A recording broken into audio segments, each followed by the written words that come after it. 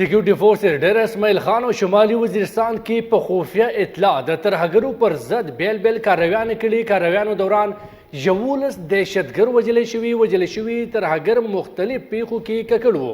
د ترهګرو ولخینه غیر ملکي وسله او بارودي مواد هم ترلاسه شوي.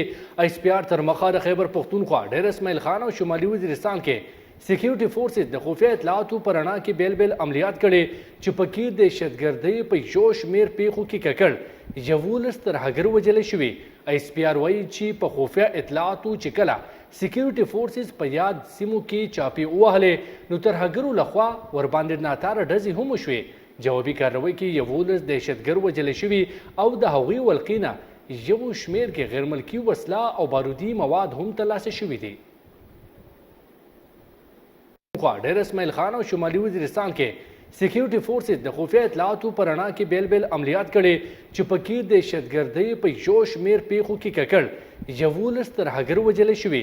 ایس پی آر وایي چې په خفیه اطلاعاتو چې کله سیکیورټي فورسز په یاد سیمو کې چاپې ووهلې نو ترهګرو لخوا ورباندې ناتاره ډزې هم وشوې. جوابي کاروي کې 11 دهشتګر وژل شوي او د هغوی ولقینه یو شمېر کې غیر ملکي وسله او بارودي مواد هم ترلاسه شوي دي.